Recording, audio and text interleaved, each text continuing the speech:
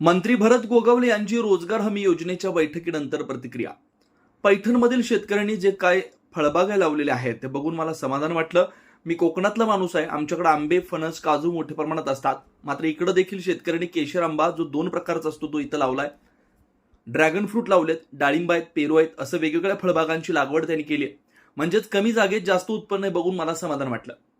हवामानाच्या बदलामुळे मोहरावर परिणाम झाला. कोकणात देखील फार मोठ्या प्रमाणात त्याचं नुकसान झालंय.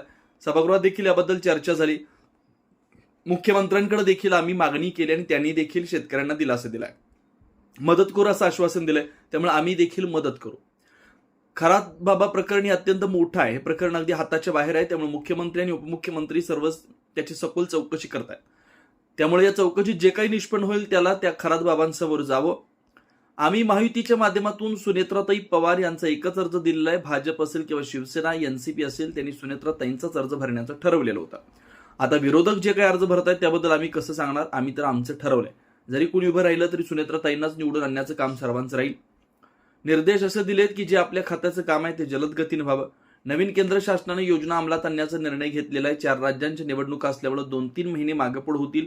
तसेच आमच्या योजनेच्या अंतर्गत जे काही लोकांना लाभ मिळतात त्याचा आढावा आणि त्याची आज बैठक घेण्यात आली. भावनेच्या आहारी जाऊन त्या महाराजांनी ते वक्तव्य केलेलं आहे, परंतु नितेश राणे यांनी त्याचं समर्थन केलेलं नाही. जसे पैसे आले तसे आम्ही याला देत जात आहोत. मध्ये 1100 कोटी आले होते. ज्यावेळेला केंद्र शासनाचा निधी येतो त्यात राज्य शासनाचा देखील निधी असतो. जवळजवळ 1400 कोटी रुपये आम्ही आता वाटले.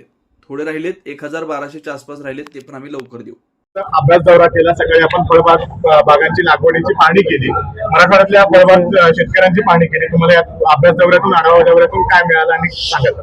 पहिलं तर मी इथल्या छत्रपती संभाजीनगर, पैठण या भागामध्ये जे शेतकऱ्यांनी फळबागा लावलेल्या आहेत मला समाधान वाटलं. तसं मी कोकणातला मूळचा असल्यामुळे, कारण आमच्याकडे कोकणामध्ये आंबे, फणस, काजू हा मोठ्या प्रमाणात असतात. परंतु इथे पाहिलं की इथल्या शेतकऱ्यांनी केसर आंबा हा 2 प्रकारचा वेगवेगळ्या जातीचा लावलेला आहे. चांगले आहे, बागायती चांगला फुललेला आहे.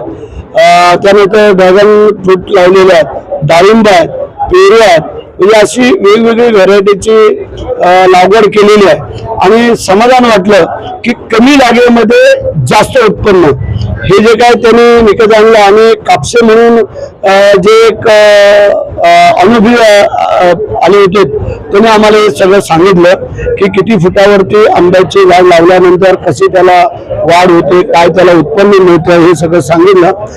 फार समाधान वाटलं. हापूस आंब्याचं उत्पादन खूप कमी झालंय, त्याच्यामुळे वाशी मार्केटला पण फटका बसलाय. आता एकतर हवामानाचा बदल याच्यामुळे जे काय मोहरावरती जो परिणाम झाला कोकणात तर फार मोठ्या प्रमाणात त्याचं नुकसान झालेलं आहे. आणि सभागृहामध्ये याची मागणी झाली, कॅबिनेटला याची मागणी झाली, मुख्यमंत्र्यांनी स्वतः मीटिंग घेतली आणि शेतकऱ्यांना दिलासा दिलेला आहे की त्याला आपण मदत करू आणि आम्ही त्या आशेवरती आणि ती मदत मिळेल. खरात बाबांचं प्रकरण आहे, अनेक प्रकरण बाहेर आले. आता त्यांच्या मनी लॉन्ड्रिंगचा गुन्हा दाखल झाला. आता खरात बाबाचं प्रकरण फार मोठं आहे, ते अगदी हाताच्या बाहेर आहे. त्याच्यामुळे मुख्यमंत्री, उपमुख्यमंत्री सगळेच त्याची सखोल चौकशी चालू आहे, SIT सहित, सगळ्या सहित. आणि त्याच्यामध्ये जे काही निष्पन्न होईल त्याला खरात बाबांनी सामोरं जावं असं आम्हाला वाटतंय. निवडणूक आहे त्या ठिकाणी काँग्रेसला पण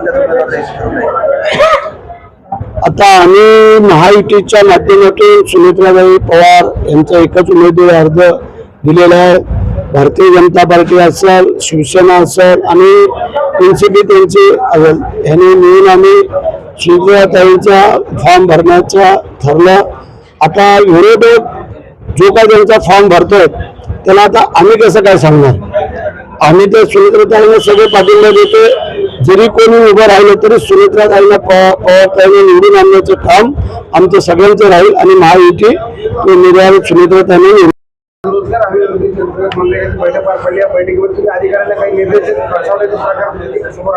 निर्देश असे दिलेले आहेत की जे आपल्या खात्याचं जे काम आहे ते जलद गतीने व्हावं. आणि आता नवीन केंद्र शासनाने BJP रामजी जी काही योजना नवीन आता अंमलात आणलेली आहे, परंतु 4 राज्यांच्या निवडणुका असल्यामुळे थोडेसे 2-3 महिने अजून थोडे पुढे जात आहे.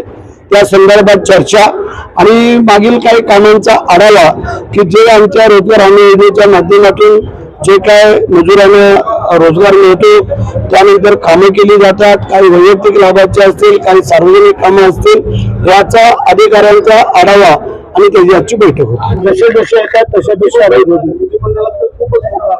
नाही तसं नाही. दर ह्याला पैसे जसे आले तसे आम्ही देत चाललेलो आहोत. तसे म्हणजे किती? ऐका तुम्हाला, आता मध्ये 1100 कोटी आले. ज्या वेळेला केंद्र शासनाकडनं येतात त्यावेळेला राज्य शासनाचा काही हिस्सा येतो. असे मिळून आता जवळजवळ 1400 कोटी रुपये आम्ही आता वाटले आणि जे काय आता थोडे राहिलेत 1000-1200 कोटीच्या आसपास असू शकतात, ते पण आम्ही घेऊन येऊन ते पण देणार. कारण काय काही KYC असेल, हे असेल, त्या काही अडचणी आहेत, त्या सगळ्या गोष्टीसाठी ह्या अडचणी आल्या, बाकी काही नाही. आणि मजुरांचे पैसे तर त्यांच्या डायरेक्ट खात्यामध्ये जातात. ते तर पैसे काय थांबत नाही आहेत, ते डायरेक्ट तिकडून दिल्लीवरनं ते पैसे मजुरांचे जसे इथून कळवले जातात तसे पैसे जातात. परंतु 20 कामं पण पूर्ण करणं गरजेचं आहे ना. जर 20 कामं तुम्ही पूर्ण करत नाही आणि दुसरी मागताय तर आमचं म्हणणं आहे की ती पण करावीत आणि दुसरी पण आम्ही देऊ, पण तुम्ही 20 कामं ते पूर्ण करा आणि 40 कामं मागा दुसरी.